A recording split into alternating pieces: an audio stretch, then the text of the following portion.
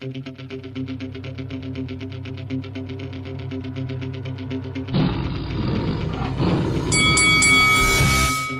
up, this is your boy Roy Jones Jr. and you're watching Lights Out. This is Faisal Khan for Lights Out, proudly sponsored by Spartans Law. Delighted to be joined by Dmitry Salita here in Cardiff. Dmitry, first of all, good afternoon. How are you doing?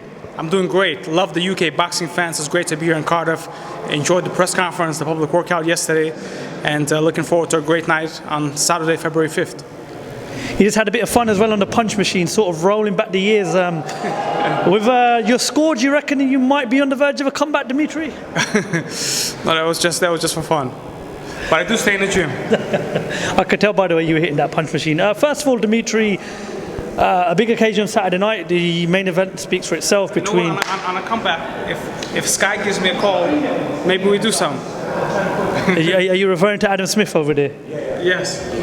Well, let's see. Well, we'll try bringing Adam in a second. But yeah, first of all, we're seeing a lot of fighters making a comeback these days. What are the chances of you perhaps making a comeback one day? Maybe if it's just a special event for a special fight with somebody. Good to see you. It may be something I'd be interested in doing. But, you know, I stay in the gym. I love boxing, so I always stay in the gym. I train, I spar sometimes. And even in my profession as a promoter now, I feel that it's important. It gives me the edge to be able to relate to the fighters, to still feel the sport of boxing that I love. And so if some special calls upon me, maybe we'll give it a thought, and maybe we put it together for a couple of rounds, you know what I mean? The main event speaks for itself. Obviously, you got Chris Eubank Jr. taking on Wales' very own Liam Williams.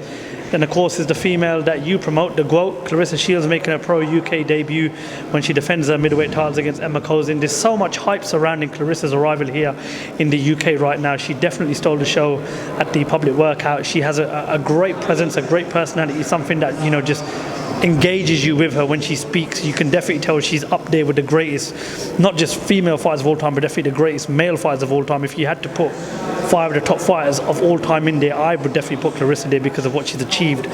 But I believe it's a mandatory defense on Saturday night. So am I right in saying you get this one out of the way, hopefully Savannah Marshall does what she has to do on March the 13th, and then we can finally see that all huge clash between Claressa Shields and Savannah Marshall?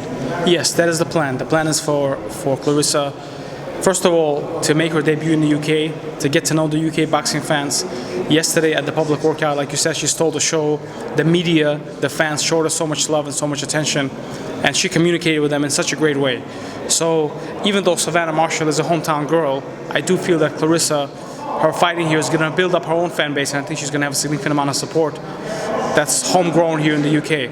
And that's really one of the reasons why we did a deal with Sky and with Boxer to bring Claressa to the UK and to England, is that we feel that Claressa is a superstar and really a generational athlete. And boxing is such a big part of boxing is so big here in the UK. The boxing fans are so educated and love the sport of boxing so much.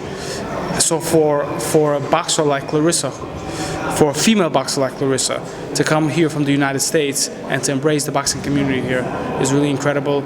And I feel that it's that relationship will last for years to come. Well, fingers crossed it's not going to be the first and only time we get to see Claressa, because as I mentioned, she's a huge name. And a lot of people talk about the Savannah Marshall fight as well, the all undisputed clash. I know she's got a job to do tomorrow night, and of course Savannah has her world title defense in March.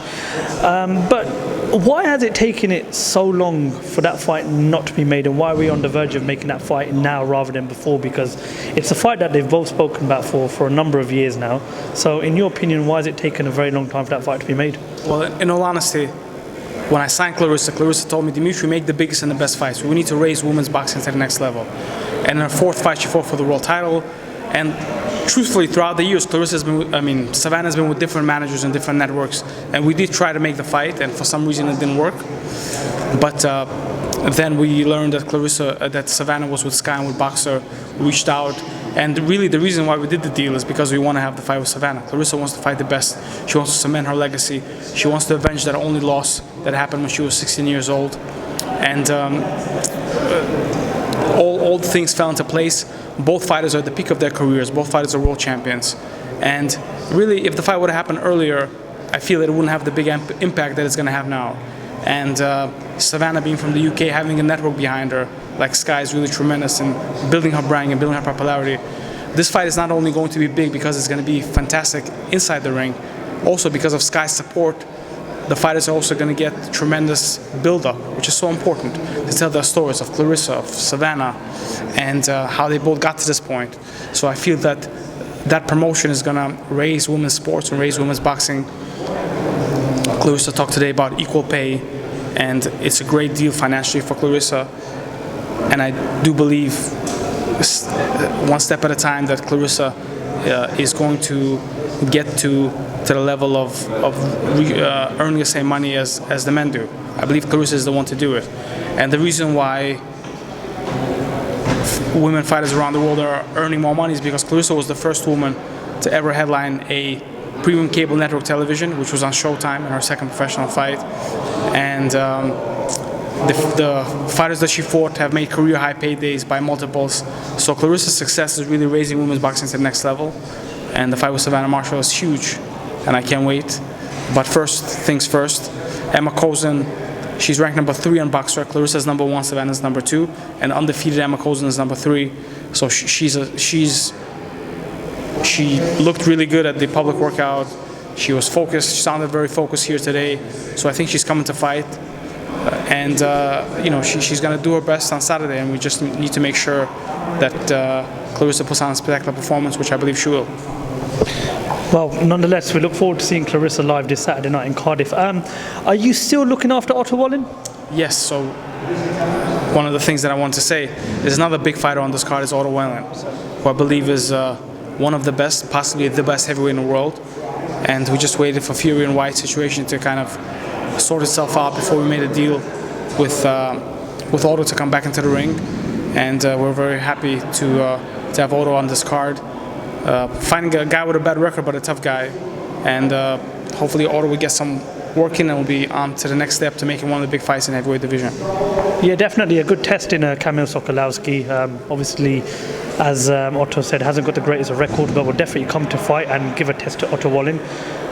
Given by what that went down at the end of last year between Otto and Dillian Whyte, that fight never went ahead because of an injury for Dillian Whyte. Now, purse bids were won last week by Frank Warren. We know that Dillian Whyte will now challenge Tyson Fury, but we've not really heard anything from Dillian. Are you and Otto waiting patiently just in case Dillian, for some reason, for whatever reason, might not take that fight?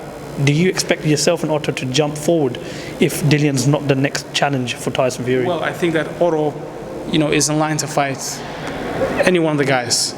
Tyson Fury, Dillian Whyte, Anthony Joshua.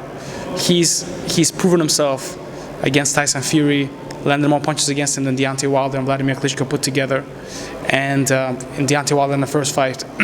So I do think that Otto is a significant name in the heavyweight division, and for him to fight here in the UK, which has now been the center of heavyweight boxing, is so important.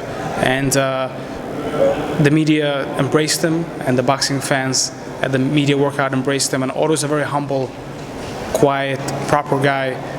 Takes his sport very seriously, always in shape, and I feel that fighting here is the right move, and we are hoping that and working on lining him up against one of the top heavyweights. The appeal for the big fights at heavyweight is constantly continuing. We have people calling out for Fury versus Usyk, the undisputed clash. We want people to see. People are calling out the fight between Usyk and Joshua, the rematch. That fight potentially between Wallow and Fury, a rematch, might take some time because of the current situation. Yeah, I think the best fight for Otto Wallin, if it's not anyone out of the top 3 right now, and perhaps not even rescheduling the fight with Dillian Whyte, what would be the number 1 fight you'd like to see Otto in?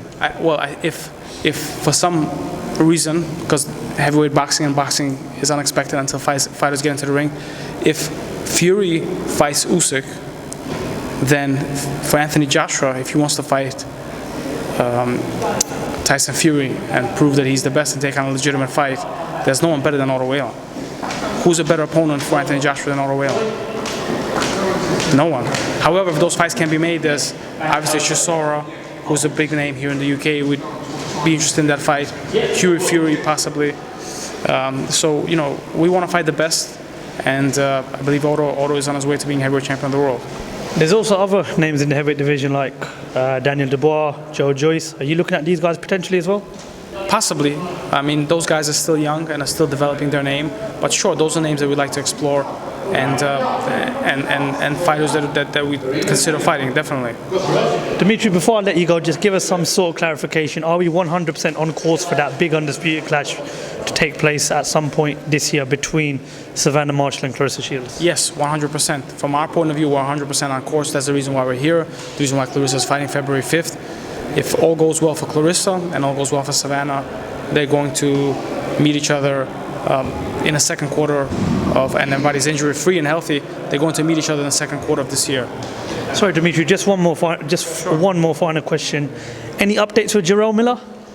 Jarrell's back in the gym, he's training, and we're working to make sure that he's allowed to come back to the ring, and which will be newsworthy in itself. Certainly newsworthy in the UK. So one step at a time with Jarrell. He's getting himself in shape, he's training, and we're taking the right steps to make sure that he's able to come back in due time. Okay, well, Dmitry, thank you very much for your time. Best of luck for Saturday night. We look forward to catching up with you soon. Thank you so much. Pleasure to be on your channel. Thank you.